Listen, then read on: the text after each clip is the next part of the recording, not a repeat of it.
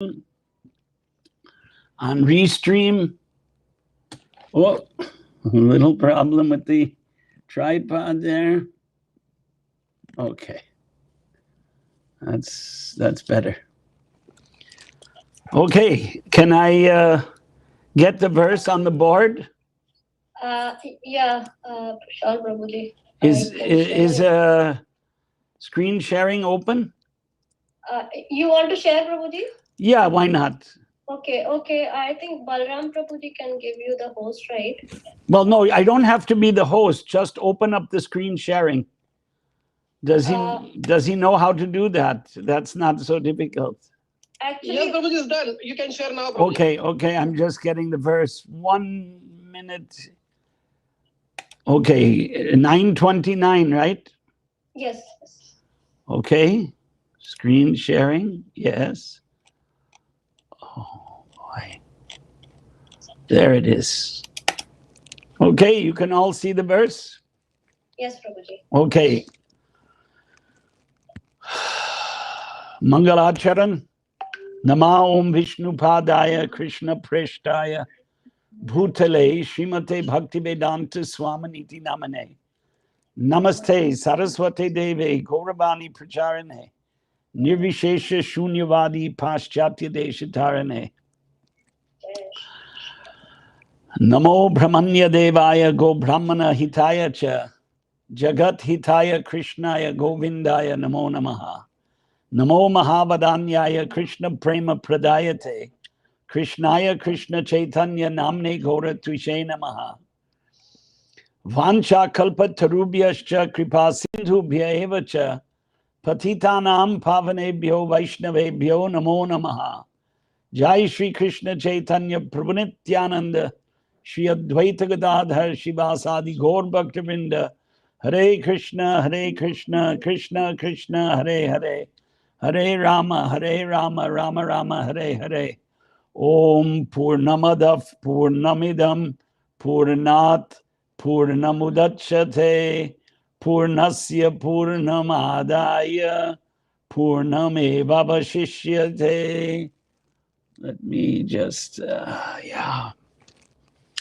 So, Srimad Bhagavad Gita, Gita Shastramidam Punyam Yafpatet Prayata Puman Vishnor Padamavapnoti Bayashokadivarjitaha Gitadhyayana Shilasya Pranayama Parasya Cha Naiva Santihi Papani Purva Janma Kritani Cha Malanir Mochanam Pumsam Jalasnanam Dine Dine Sakrit Gitambasi Snanam Samsara Malanashanam Gita Sugita Kartavya Kimanyai Shastra Vistaraihi Yaswayam Padmanabhasya Mukha Padmad Vinisrita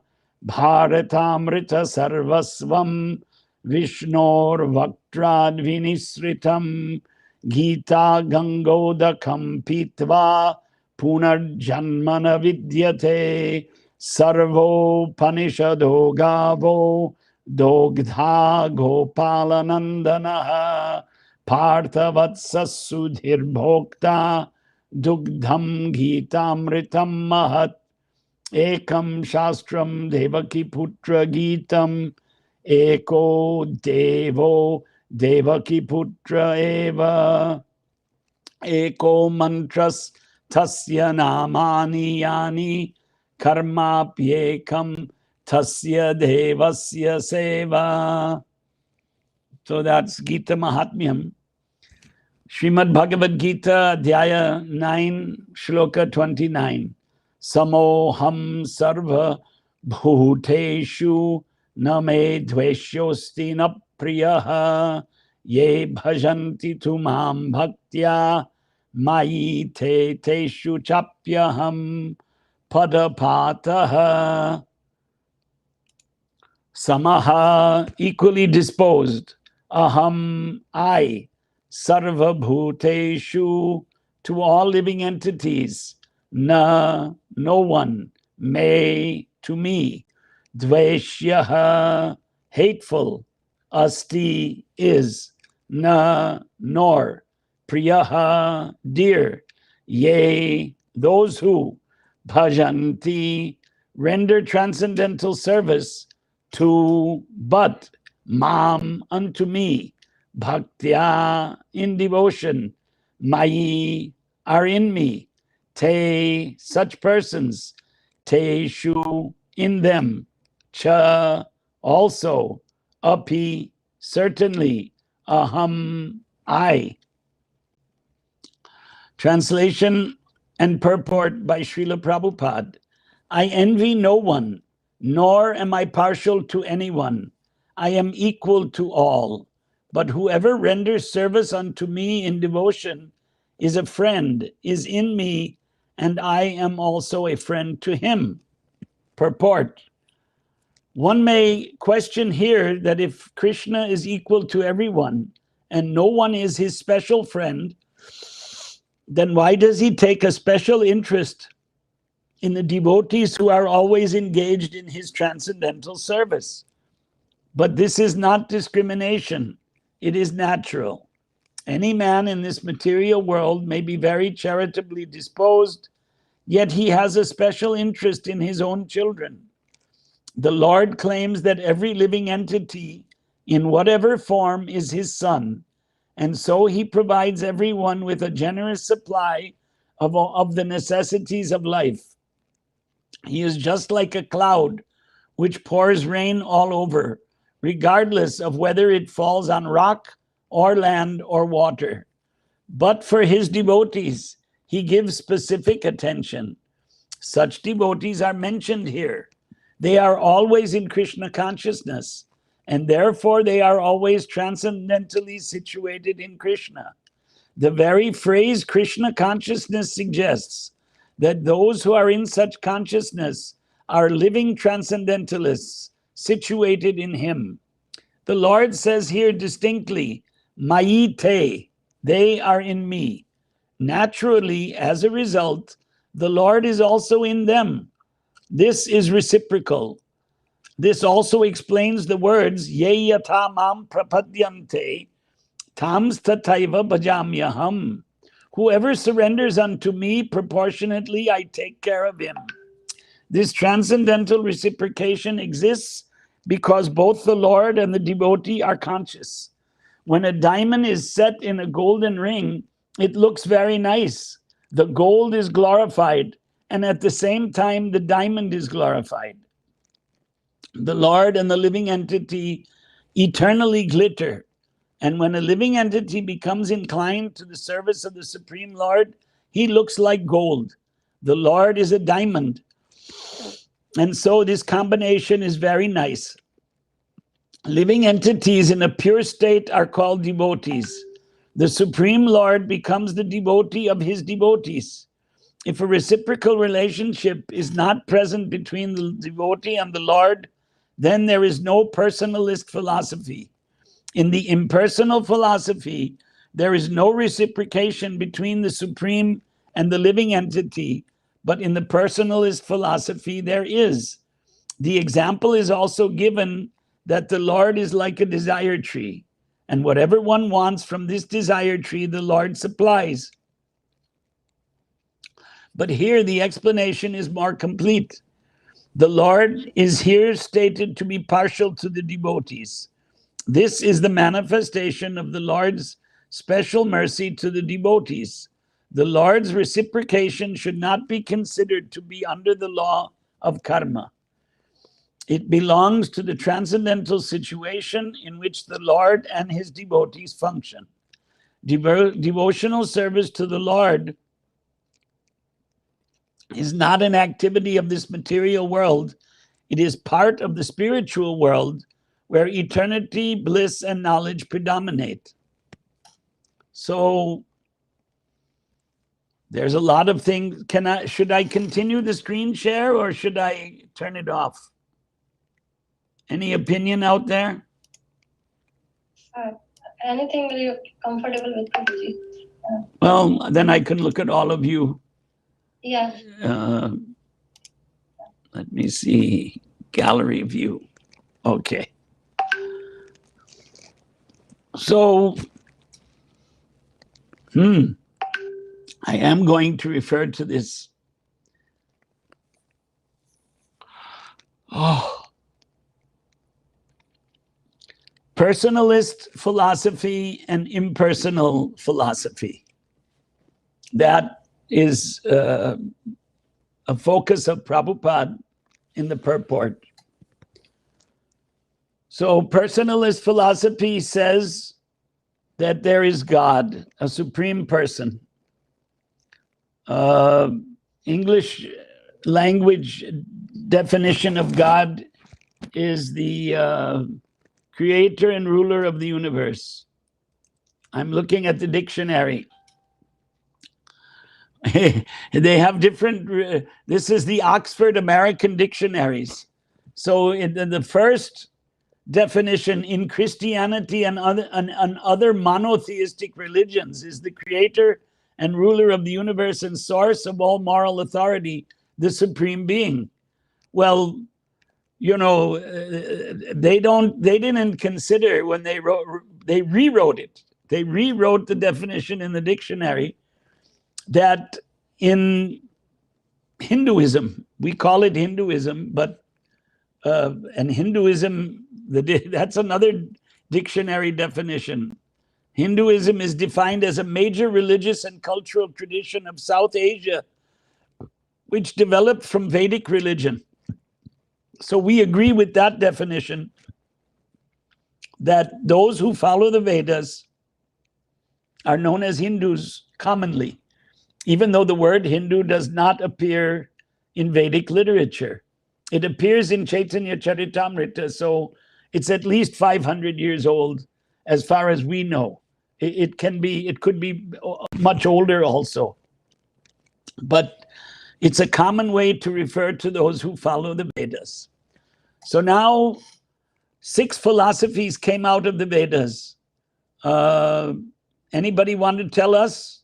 See, now I'm broadcasting on my Facebook page as well as the Zoom meeting. But anybody in the Zoom meeting would like to unmute and tell us what the 6 philosophies are? Or you want me to tell you? I like this interactive lecture more than just me saying everything. Nobody knows 6 yeah. I mean, I think you mentioned sometimes Sankhya. Yes. Mimamsa, Vaisheshika, Vaisesika. Yes, Purva Mimamsa. What was the first one? Sankhya, Purva Mimamsa, Vaisheshika. There's 3 more. They're called the Shad Darshanas, 6 philosophies. And the one that we follow, you didn't mention yet. Stumped. You're stumped. Uttara Mimamsa as well. Uttara Mimamsa, correct. And there's Aranyak, another. You mentioned Pardon? Aranyak? No, Aranyak is not a philosophy. It's a portion of the Vedas where mantras are chanted in the Aranya. Aranya means forest. Aranyakas. No, Uttara Mimamsa has another name. What is it? The more popular name that we follow. Can't remember, huh? Vedanta. Vedanta is called Uttara Mimamsa. And Vedanta means the Upanishads. So you have the Upanishads, Sankhya philosophy, Purva Mimamsa sutras of Jaimini, who was a disciple of Vyas. And what else? Vaisheshika. And the 2 that are missing is the Nyaya sutras, Nyaya philosophy, and the Yoga sutras of Patanjali. So those are the Shad Darshanas. So from these Shad Darshanas, Vedanta is the most popular of Uttara Mimamsa. Now there are 2 schools of thought. There's Shankara's Advaita and there is the Vaishnavas who have 4, and if you count now Chaitanya Mahaprabhu, we say there are 5 philosophies which are all opposed to Shankara's Advaita. Shankaracharya, Adi Shankaracharya, propounded Advaita Vedanta. In other words, he interpreted the Upanishads to indicate that there's some impersonal absolute truth. And Vishishta Dvaita of Ramanujacharya, Dvaita of Madhva. And there's Shuddha Dvaita of Vishnu Swami, which is the Vallabh Sampradaya today. And Dvaita of Nimbark Sampradaya. And Chaitanya Mahaprabhu's Achintya Beda Bed. And Chaitanya Mahaprabhu did not write a commentary on Vedanta Sutras. That came later by Baladev Vidyabhushan. And Prabhupada's Gita is dedicated to him. And his Vedanta commentary called Govinda Bhashya. I know about all these things, haven't studied them. I haven't actually read all those commentaries. So that's bad luck, misfortune for me. And if you can read, well, anyway, Prabhupada presented the ideas in his purports that we're reading today. So now, what is the logic of there being a personal God? Well, as far as my own realization, my own understanding, we are all persons, and we have personalities. And we interact with many other personalities. Behind me, you can see this picture of, the people on Facebook cannot see this picture. But those who are looking at the screen, their computer screens via Zoom, can see Srila Prabhupada surrounded by his disciples in the Hyderabad Public Garden. Most likely, certainly this was August of 1976. So that's, what is that, 45 years ago, right? It looks like yesterday from the picture. So there were different personalities and different stories in the picture here. One of them is myself, as you can see, holding the hand of a young boy. I don't remember who he is. The other boy I remember is the son of the devotee on the far right side of the picture. Actually, the picture is inverted because it's a funny thing. It should be the other way around, because you can see in the picture, we have our left hands in the bead bag, but that's not the way it was. It should be our right hand, and I should be on that side. And that's Murti Das on the other side. And that was his son with the big chatter. And the other boy, I'm not sure who he was, but I'm holding his hand. So, I mean, I can tell you stories about several people in the picture. There's Mahamsa Swami, who's still, he's no longer a Swami, but he lives in Kodai Canal in Tamil Nadu. And Matanga is behind Prabhupada, and the fellow holding a little stick with the pant, the only pant and shirt person. There is another one, but only his face is seen. And he lives in Los Angeles, and I'm out of touch. And then behind Prabhupada, there's a smiling teeth of Ram Shraddha Prabhu, who lives in Mayapur. And he's almost 70 years old now. He retired in Mayapur, it must be 10 years now, I think. He has his own house. And then Hari Kesh, who's no longer in ISKCON, who's holding the microphone. Behind Hari Kesh, it looks like Arjuna, but you can't see him. Arjuna is still around in Mauritius. You can only see that there is someone behind Hari Kesh. And at the end, smiling with that yellow bead bag, is Murti Das. And I mean, if Murti Das is alive, he's 85 years old. I don't know. He's here in the United States. Last time he was in touch with ISKCON devotees was 4 or 5 years ago. So, he was much older than all of us. So anyway, we all have these personalities. So there isn't a Supreme Lord who created everyone who has a personality? Doesn't make sense. Doesn't make logical sense that some impersonal power created all these persons, where there's just no basic common sense in that. But, who can prove what? And ultimately, we have faith in the Vedic system and Bhagavad Gita, Yahaswayam Padmanabhasya Mukha Padmad Vinisrita, that it came directly from the mouth of Lord Vishnu, Padmanabha.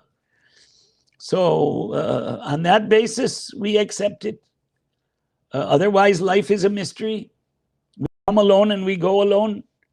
But the Gita is giving us some knowledge of what happens, that the Atma leaves the body and goes into another body. And that this has been going on since time immemorial. It's Punarapi Jananam, Punarapi Maranam is the poem of Adi Shankara, but that's what Gita says. Jatasya hi dhruvo mrityor dhruvam janma mritasya cha. Lord Krishna tells Arjuna that for one who has been born, death is certain, and for one who dies, you're born again. So from these instructions of Krishna in Gita, we understand that if you engage in bhakti, the Atma may become free from the repetition of birth and death. So that's another verse in Gita, Anta kale chamameva smaran muktva kalevaram. This is 8th chapter, now the previous chapter to this 929. So there in that, Krishna says, at the last moment, whatever you think of, Anta kale chamameva, if you chamameva smaran, if you remember me in those last moments, you come to me. And you're free from the materials.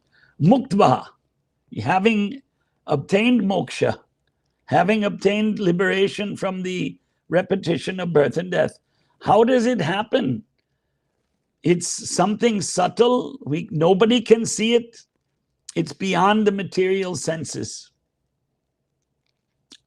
Just like the soul is beyond the Atma itself, we only understand that it is present because the body is alive. And we've seen many dead bodies of animals, of human beings, and we know that the soul has left the body. So this is pratyakshavagaman dharmyam. You can see directly.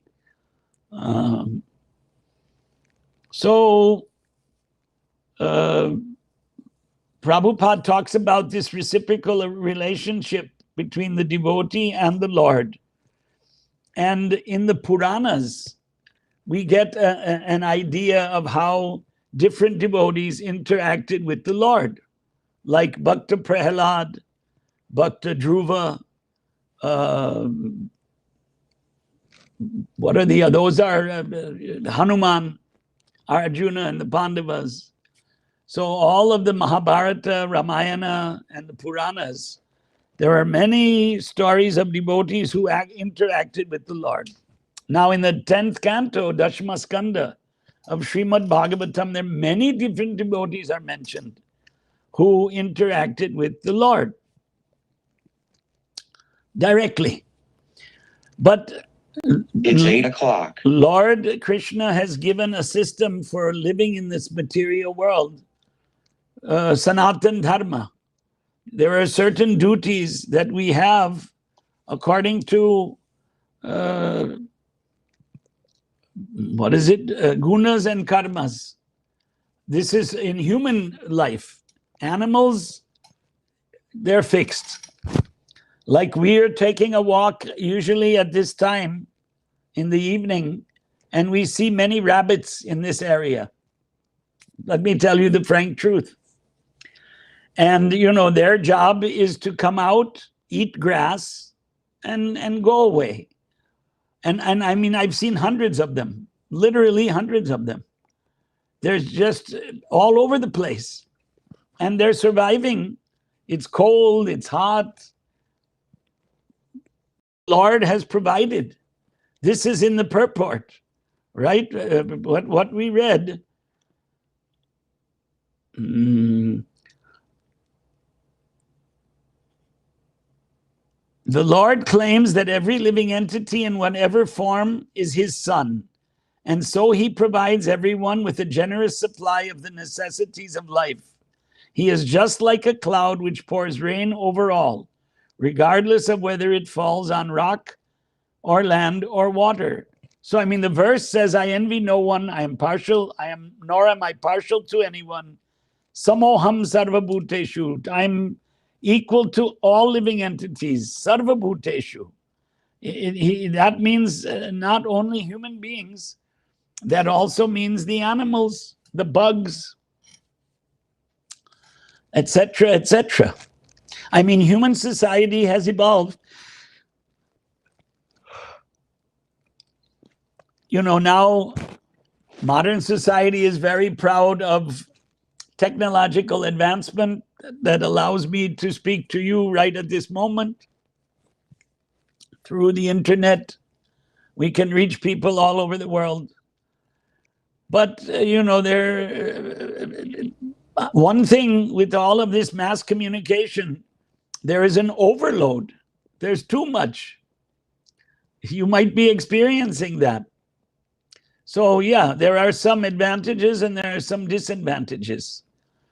Modern systems have made life more comfortable. But at the same time, the morality of human beings is declining because there are no moral teachings. The teachings are how to earn money, artha and kama.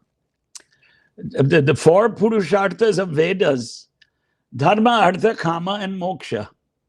But now the dharma is gone and moksha is gone. It's only artha and kama, which is animal life. All the animals these rabbits are running around, that's their artha. And then they reproduce and sleep is their kama.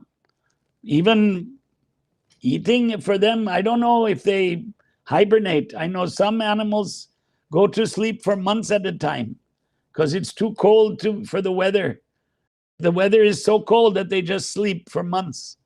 That's called hibernation. Anyway, animal life, there is no question of dharma. They have not been given the brain power. And human beings have been given excess brain substance. Elephants, you can say elephants are much bigger than human beings, so they must have a bigger brain. But they do not have the substance of the human brain. Now we categorize them all as living entities, human beings and animals. So there is samsara chakram, the wheel of this material world, where the living entity goes from one species to another species. And only when in the human species can they understand that, you know, there's a way to live and there's an aim in life, moksha. And Parama Purushartha, Chaitanya Mahaprabhu says to develop love of Krishna. So developing that love of Krishna is not an easy task. No doubt we practice by engaging in Harinam Sankirtan and reading Gita and Bhagavad and meditating on the teachings that Krishna has given.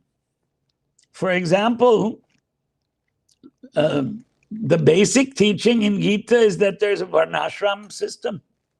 That's in Vedas, that there are 4 varnas and 4 ashramas. Now, varnashram system was followed in India because of the rajas. And that's Gita, Krishna says that to Arjuna. You know, evam parampara praptam. So evam, this, parampara, tradition. Praptam, this tradition has been passed down. Prabhupada called it disciplic succession, but it's also known as tradition. So evam parampara praptam imam rajarshayo viduhu. And the rajas who were also rishis. Well, how were the rajas rishis? They were living in palaces and ruling the kingdom. They were not living in caves in the Himalayas. Himalaya is where you think rishis would live. But actually, these rajas are called rajarshis, raja rishis, because they studied Vedas, Veda Dhyanam. And Brahmanas, Kshatriyas, and Vaishyas only are supposed to study Vedas. The ladies did not study the Vedas. And Prabhupada, although he was from a Vaishya family, but he and his guru, and there are other institutions in India, it's a minority, believe that the Janma is not the only factor in determining Varna and Ashrama. But there are some people, I don't want to mention exactly who those people are, but we associate with them, if you understand what I mean, who are against this system. They say Varnashram is the caste system. It is the caste system. It is the caste system. I mean, Janma is a factor. Why do I say that? Krishna says in Gita, Suchinam Srimatam Gehe Yoga Brashta Abhijayate.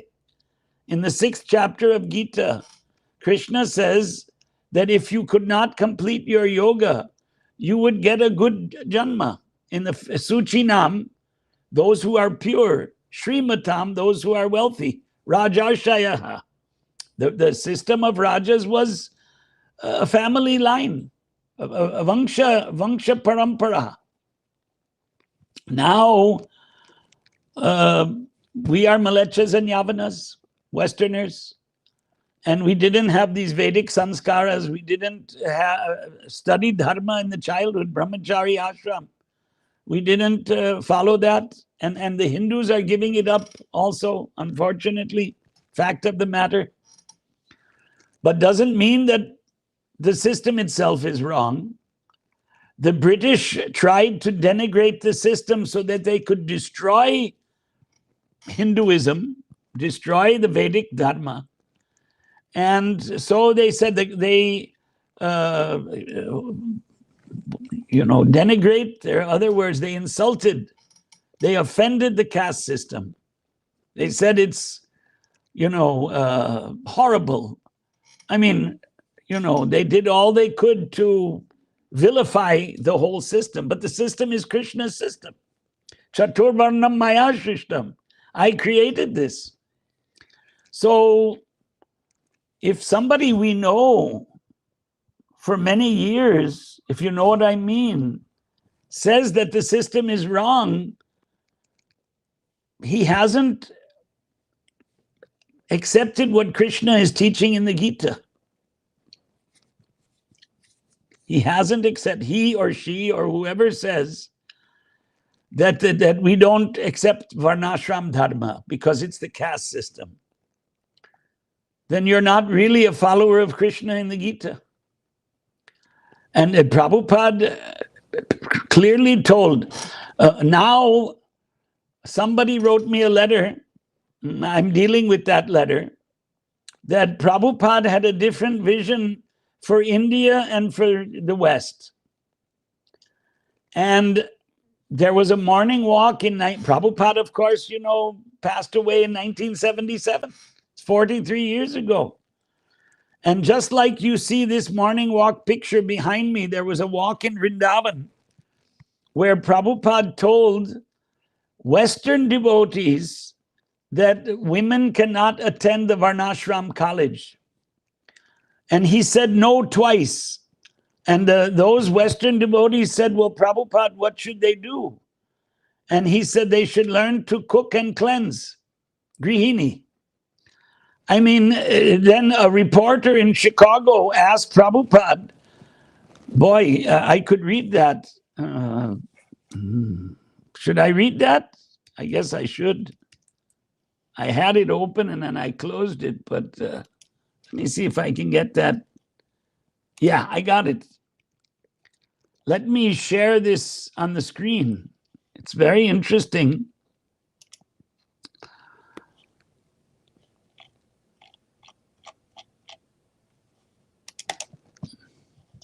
From Back to Godhead, volume 14, number 23. So there was a lady reporter, and it says here, this exchange between His Divine Grace, A.C. Bhaktivedanta Swami Prabhupada, and a woman reporter took place at Chicago's Krishna Center during the summer of 1975. So the reporter asked, what advice do you have for women who do not want to be subordinate to men? Srila Prabhupada, it is not my advice, but the advice of the Vedic literatures that a woman should be chaste and faithful to her husband. Reporter, what should we do in the United States? We're trying to make women equal with men. Srila Prabhupada, you will never be equal with men because in so many respects your functions are different. Why do you say artificially they're equal with man? The wife has to become pregnant, not the husband. How can you change this? Both the husband and wife will become pregnant. Is it possible? Then the reporter kept quiet. Then again, Prabhupada said, is it possible? Reporter, no, it is not. Srila Prabhupada, then by nature, one has to function differently from the other. So, you know, somebody I know in ISKCON has been writing to me that Prabhupada had a different vision for the West than from India. But this conversation proves that the devotee I'm talking about is wrong. What can I say? I mean, that devotee has been writing to me, and I've been in ISKCON, it's 48 years, as if I joined ISKCON a couple weeks ago. So, you know, it's a very funny circumstance, you know. There's a joke about a new devotee. They call the new devotee Bhakta Burfi. You've heard this? You know, you never heard this? It's an internal ISKCON joke to refer to some new devotee who joined, Westerner, as Bhakta Burfi. Right? It's a little joke. So, you know, the way they've been writing to me, because this gender equality push is now going on in ISKCON. And when Prabhupada has said clearly, and this is not just one conversation, I can pull out one after the other after the other. Now, the greatest devotees of Krishna were women, isn't it? The Braja Gopis and the Dvija Patnis in the Bhagavatam, Radharani. And when the Dvija Patnis came to Krishna and Balaram with the foodstuffs, when they came to Krishna and Balaram with the foodstuffs, proving that because the husbands were performing a Vedic yagna, and they told those Gopabalakas, the cowherd boys, they told them that we cannot give any food for Krishna. So when they came back to Krishna and said that, you know, we went there and they didn't give us anything, we'll go to their wives, the Dvija Patnis. They are my devotees. So when they came to Krishna, I have that verse. Oh, it was open somewhere on my computer. Maybe I closed it. Yeah, I closed it. But in the 10th canto, 23rd chapter, I think it's 33 or 32. So Krishna tells those Dvija Patnis, now, thank you for bringing the food, Now go back to your husbands. They need your assistance in the fire sacrifice. Krishna could have said, you're greater devotees than your husbands. Now you do the sacrifice and they will look after the children and cook and clean. Didn't say that. Because Chaturvarnam Maya Shishtam, I started this Varnashram. And Sri Dharma, the duties of women in Varnashram, is Paricharyatmakam Karma, the same as Shudras, but serving their husbands, and they become glorious by serving the husbands. So we talk about transcendental Krishna consciousness, but we also have to live in this world, and there's a system for living given in Vedic literature. And that system Prabhupada wanted to spread all over the world, not that there's a separate plan for India and a separate plan for the West. And boy, there is an institution in this country where somebody came from Punjab in the 1950s before Prabhupada, and he got some Western followers. And they put water and water and water, and only the name now is Punjabi, which is actually Sanskrit. You might have heard of it, Ekankar. How many of you have heard of Ekankar? Nobody, right? Never heard of it, right? I only see 2 pictures. I don't see a lot of videos. I see 13 participants. Anyway, Ek Omkar in Punjab, 1 Om, is very popular. You see it painted on trucks. They go all over India, Ek Omkar. So one Sardarji from Punjab came to the United States in the 1950s, and he got some followers, and they started some centers, and he was long gone, and the Westerners took over. And only the name is Indian, and everything else is watered down. And, this devotee, he also wants to water it down. There's a different plan for India Prabhupada had. If Prabhupada was here today and heard that, you see, there's a stick in his hand, he would have taken that stick and given a whack on the head of that devotee, but I can't mention his name. This is not new. How many of you have read Chaitanya Charitamrita? Now, of course, I'm also broadcasting live on Facebook. So Prabhupada mentioned in his commentary to Chaitanya Charitamrita, Adi Leela, chapter 12, text number 8. I'm not going to read it now, but you can go and take a look at it, and you can see what he wrote. And he was talking about his guru's institution called the Gaudiya Math. And his guru passed away January 1st, 1937. What is it, 85 years ago? 86 years ago? How many years ago? 84? I can't, the math is not coming in my head. So yeah, 80 years ago, 83 years ago, right? 1940, no, 84 years ago. This is 2021. So after his guru passed away, Prabhupada was a grihastha. He wasn't a brahmachari in the ashram. I was a brahmachari for 11 years, then I became a grihastha.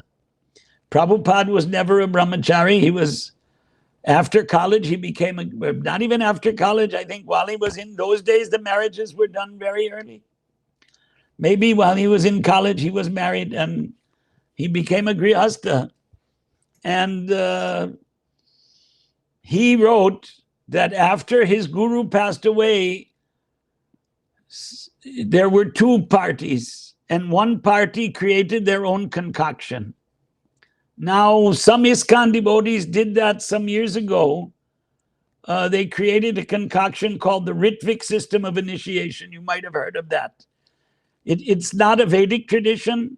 No Sampradaya has it. No scholar will agree. I mean, I talked to so many, one of Prabhupada's God brothers. told me it's Christianity. I mean, it's not the Vedic religion. But, you know, they're somewhat popular, not as big as ISKCON. But see, it's a question of the philosophy. It's not a question of vox populi. And same thing is going on now with this gender equality push. They want gender equality come hell or high water, and it doesn't matter what Prabhupada taught. Shocking. Shocking. But hey, you know, Bhakta Prahlad's father tried to kill him. Shocking, right? And how many times did he try to kill him? I was telling a devotee that I went to the temple of Simhachalam in Andhra Pradesh. I don't know who's listening has ever been to Visakhapatnam, but near 16 kilometers from Visakhapatnam, there's a hill. And on top of the hill, there's a Narsimha temple. Narsingh Bhagwan in North India. Well, there are different pronunciations. Gujarat is Narsi, Narsi Mehta, right? You heard his name. Narsi, Narasimha, Narsingh, Nrsingadev. So there's this temple, and the deity there is called Varaha Lakshmi Narsimha, because they say Prahlad was thrown in the ocean. Visakhapatnam is on the, it's called the Ganga Sagara. That's the traditional name. Now the British called it Bay of Bengal, but originally it's Ganga Sagara. So they say he was thrown from that mountain. And so Varaha jumped in the water to save Prahlad. This is a story. So Varaha Lakshmi Narasimha. And only on the Akshay Tritiya day, which was last month, they opened the deity for darshan, because whole year they put chandan on the deity because he's so angry. To cool him, they put chandan. So if you go there, all you'll see is the chandan. Unless you go on Akshay Tritiya, then you can actually see the Mula Swarupa of Varaha Lakshmi Narasimha. So, that's a shocking thing, that a father would want to kill his son by throwing him under an elephant, throwing him off the mountain into the ocean, burning him in the water. All these things we read in the Bhagavatam. So why is it so shocking if a group of devotees want to change what Prabhupada taught and call themselves ISKCON? It's a warning. It's a warning. So we're coming to the end of 1 hour. And I guess there's a question and answer period. I assume. No questions? You're all muted. You can unmute if you want to ask a question.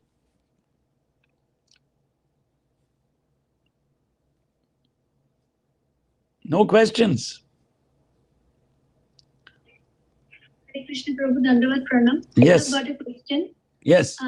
So in the Purport, Prabhupada is mentioning that the reciprocation is happening between God and his devotees. Right. So I wanted to know how the reciprocation begins.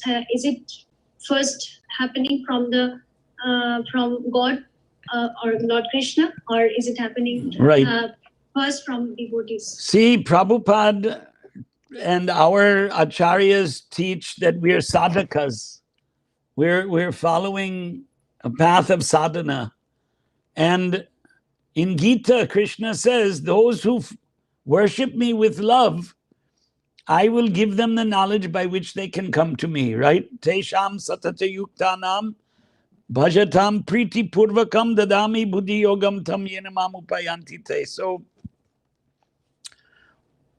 we have to go on serving Krishna and hope he will reveal himself. Maybe not in this life, maybe not for 1,000,000 lifetimes. We don't know.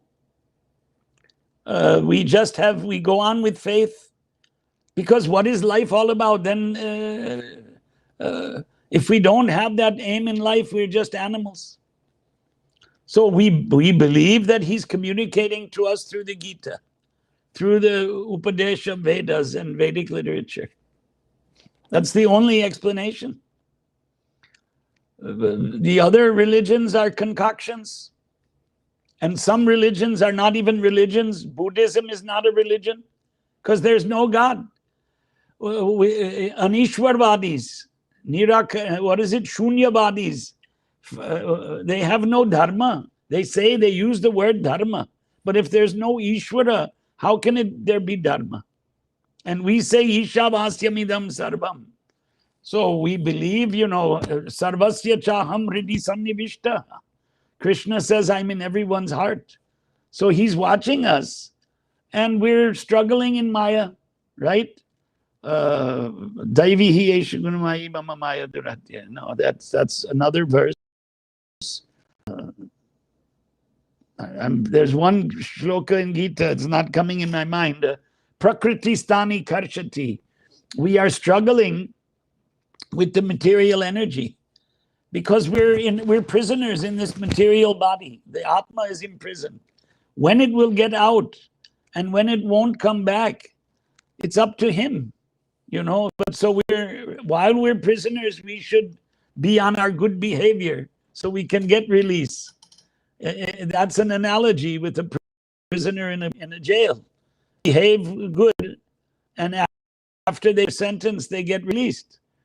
So we are servants in a material body, and there's ananta koti jivas, unlimited. How is it possible? Achintya shakti, inconceivable energy. We can't understand, but we can understand that it is a wonderful energy. And according to Gita, aham sarvasya prabhavaha, it's all coming from Krishna. So we worship Krishna by doing kirtan, by doing japa, by following the principles, and then hope that he'll have mercy on our soul and reveal himself.